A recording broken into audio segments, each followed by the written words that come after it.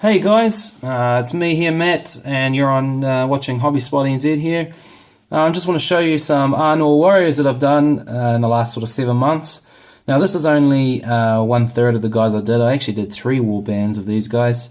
So there was 35 troops and 1 bannerman, and all these guys were off the Arnor base guys. So what I've done is some extensive kind of converting. It hasn't been too bad really. It's just sort of I had to go through and cut off all the heads of the Arnor guys, which was traumatic. And then I had a plastic box set of the Vitronic Greek troops, and I swapped their heads. The reason I did that is because I didn't like the aesthetic of the Arnor warriors. That kind of towel thing around the top of their helmet didn't really make sense to me as like a bandana or whatever it was. And so I decided that these guys here would be a much better choice for what I wanted to go with. And what I imagined the Arnor warriors to be like was the Spartans or the Greeks in a hoplite formation. Because they're defense 6 and they're strength 3 and they're fight 4, I imagined that they're a pretty good kind of like spear wall fighter. So I thought, you know, I like the Greeks, that's cool, I'll do a hoplite theme. So I took the heads and I cut them off. What I did, I put a wee bit of glue down, put a wee bit of green stuff where their necks should be, and then I put the helmet, squished the helmet on top with a bit of glue. And then to just make it a bit nicer, there was a bit of excess green stuff coming out underneath their necks, so I just sort of molded that into the scarves, and you can kind of see that under this guy here. And of course there's the bandana bit down at the back, which I'll show you on this guy here perhaps, which I just kind of molded in with the green stuff.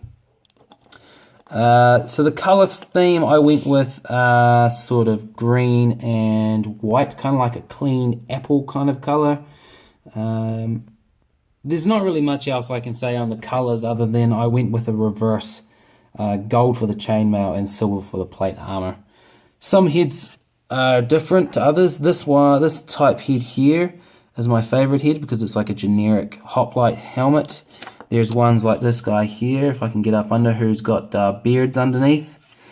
There's one like this guy here with his helmet sort of half off, and he's got 2 variations. He's got the feathers, or he's got the plume. I personally like the plume. The feathers was just sort of like an extra thing. And then finally there's the guys with the helmets off, the likes of this guy here, and this guy here. And I just sort of, all the hair colours are sort of similar because I imagine they're kind of all like a race of men with that kind of hair. So yeah, it was fun painting these guys. I mean, it was pretty, with being metal models and that, it was pretty stressful trying to get them all painted in time. And I had a tournament I wanted to take these guys to, which was an 800-point tournament, which consisted of about 36 of these guys, 12 sort of those Arnor Rangers, and then there was probably about 5 or 6 of the basic Arnor heroes like Malbeth, Arbadui, Halbarad, and 2 captains. And yeah, I think it worked out pretty well. I mean, their base tactics is that they form the shield wall and you back them into, you sort of work your way around through the terrain and you make sort of like 2 shield walls, and then you pin them in between 2 shield walls. So what I would do most times is do an L shape. So with the warbands I'd make some sort of an L with the terrain. There's always house terrain or trees or something in the way. And that forces them to come to you, and if they're a horde player they're just going to come to you straight away, so that's good. If they're archers, you've got your 12 there to pin them off, and or use these guys as a shield wall and just charge them real quick. And generally they did pretty well. I had Halberd with the banner, so he had a 6-inch banner range. I had a banner as well. I had Arvadui, who was getting Fury saves, and I had the Standfast. Sorry, I had Malbeth with the Fury saves, and I had Arvadui with the 12-inch Courage save. So the Courage didn't really play into it because I was never really broken at the tournament that I played at because I had so many models.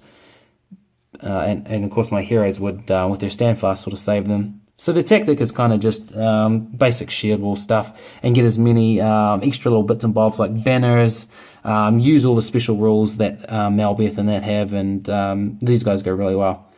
fun to play with, and yeah, definitely worth getting a hold of. One guy I didn't show you here, just to wrap up quickly, is the banner, who is probably the feature piece of the lot. He's got his helmet off, and I stole that other banner from Hail Caesar kit with the Gaelic warriors, and this was a banner they had. And I kind of like the idea of them being like under, like the deer as being their kind of symbol as the Arnor people. So I quite like that. So I took that and put that on the top. And yeah, I mean, it turned out quite well. And I put a bit of time and effort into this one. So yeah, he's a good standard bearer. Better than, you know, just the standard flags that you get. So that's him, and that's them. And yeah, this has just been another wee update on my hobby stuff. So I hope you've enjoyed this. And if you have any questions or you want to see more of these guys, just yeah, comment in the comments below, and I'll try and get some of that out to you. So thanks for watching, and I'll catch you later.